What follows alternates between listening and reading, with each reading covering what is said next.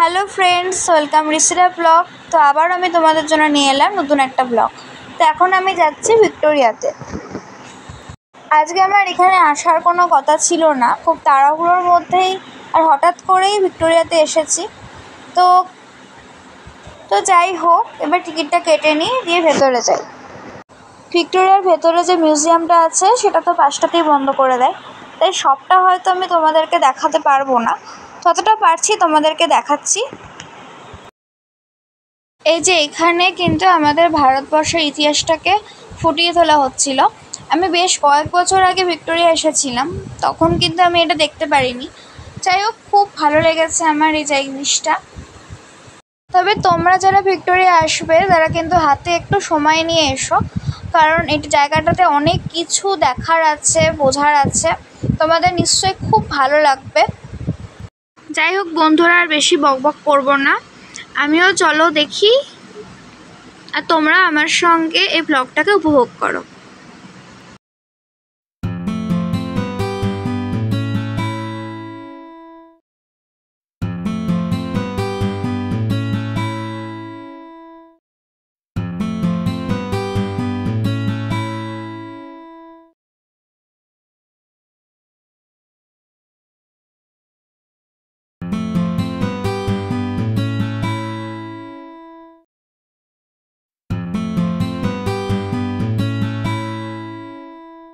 এরপরই আমি চলে গেছিলাম একদম উপরের তলাতে, মানে ভিক্টোরিয়ার একদম উপরের তলায়।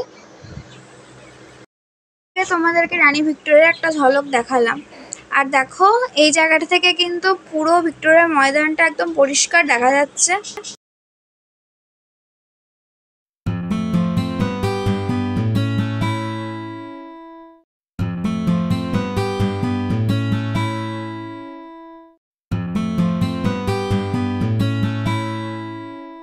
এর বেশি আমি আর ভিডিও তুলতে পারিনি।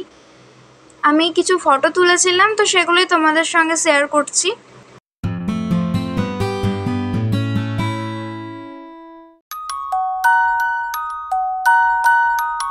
মিউজিয়ামটা 5টার মধ্যে বন্ধ হলেও ভিক্টোরিয়া মেমোরিয়ালের যে সামনের দিকে যে ময়দানটা আছে সেটা কিন্তু 6টা অবধি খোলা থাকে। আর ভিক্টোরিয়াটা এই সামনের দিক থেকে দেখতে যে কি সুন্দর লাগছিল তোমাদের কি বলবো। তো এখানে আমি কিছুক্ষণ ফটো তুললাম, রিলস করলাম, তারপরে বাড়ির পথে হাঁটা দিলাম। তো আজকের ব্লগটা কিন্তু এই পর্যন্তই। আজকের ব্লগটা যদি তোমাদের ভালো লাগে, রিসিরা ব্লগকে সাবস্ক্রাইব করে দিও। Bye bye.